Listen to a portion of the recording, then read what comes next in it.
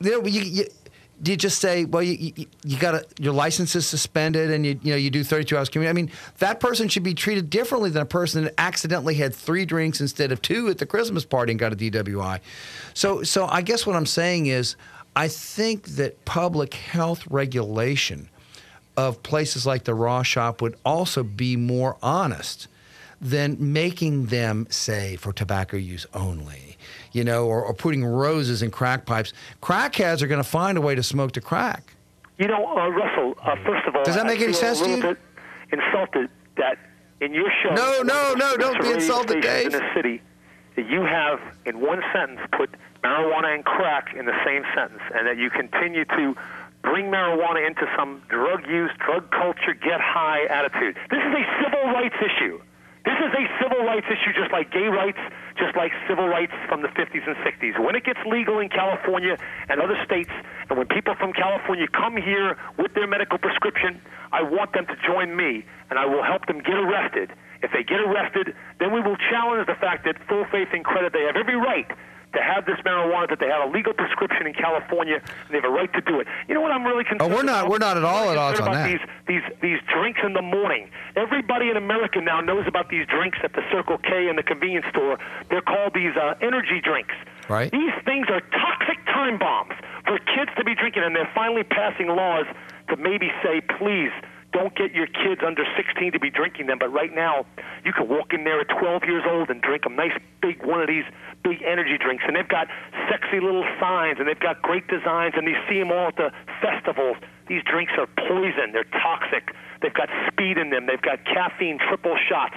I want my kids to know that don't ever drink these drinks, but they're just hanging out there because they're cool right now.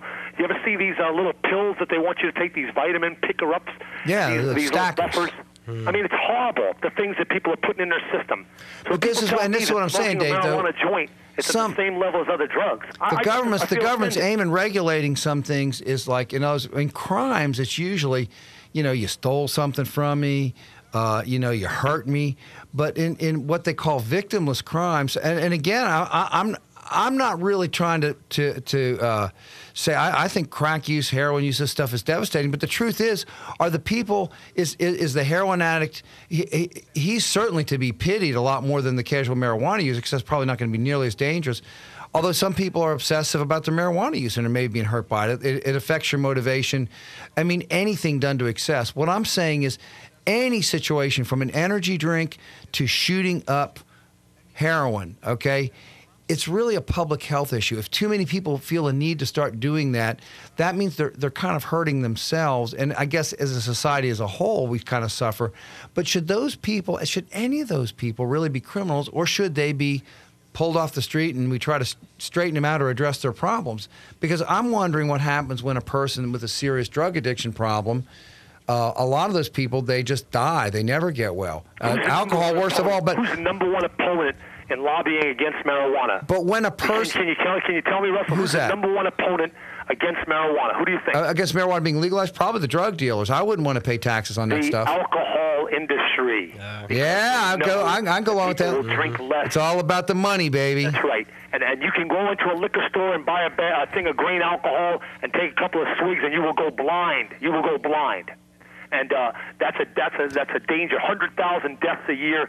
My friend Kit Center, she's not listening, but her daughter died in a DWI accident. No alcohol is allowed in her house, and she's angry at people talk about marijuana and other things, and the danger of alcohol. Still, it's the beer of choice at the. I mean, don't get me started on how they get away with so much, this alcohol industry, and people talk about a gateway drug to marijuana. I mean, I'm more worried about alcohol poisoning and alcohol and these energy drinks. Well, again, it's got to do with the individual's use. I think the Dalai Lama says that if you eat too much cheesecake, you can die.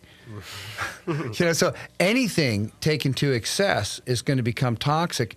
And so the issue here that unifies all of these substances is that a certain segment, whether it's because of genetics or upbringing or whatever, tends to abuse or overuse these things, including energy drinks, all right? I've known people that go and buy these stackers. I mean, they're legal, but they're abusing them. They're like freaked out and almost psychotic on illegal stackers. And what I'm saying is those people, they maybe need to have their problems addressed by legal regulation. I don't think anyone in the category of abusing a substance is a true criminal in the sense of, like, let's go back to like the 10 Commandments. You know, I mean, they're hurting themselves, and we want to stop that because it causes us pain to watch our brothers and sisters destroy their lives and hurt the people around them that they care about the most.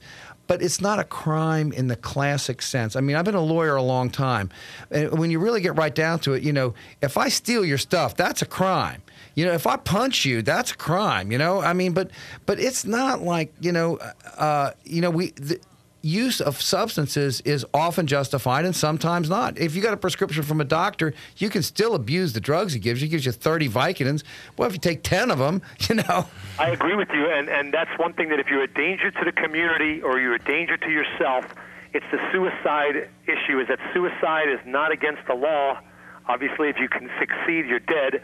But even attempted suicide is not against the law. But if we think that you're going to do that, we'll figure out a way to keep you from harming yourself and harming your community. And if we have to put you in jail or put you in a mental hospital, then we will do that, because it all comes down to a danger to the community and a danger to yourself. And marijuana is a plant that God Almighty put on this earth for us to grow, for us to use, for clothing, for food, for shelter. It used to make all the rope for the military. Oh boy, yeah, and they're look at that, and they're all smiling and happy. But what I'm telling you, but some people are abusing marijuana. Some people, I was a cigarette abuser. My friend Dr. Graham, he smokes. He's unhappy because he feels he's addicted to cigarettes. He smokes 3 or 4 cigarettes a day. It makes me sick. Yeah, I mean, I've been off the cigarettes for a number of years. But what I'm saying is, I think the idea of this whole area being a crime, okay, might be subject to being reconsidered. It says it's a problem. If you're a cigarette addict, a lot of people are smoking and wish they could stop.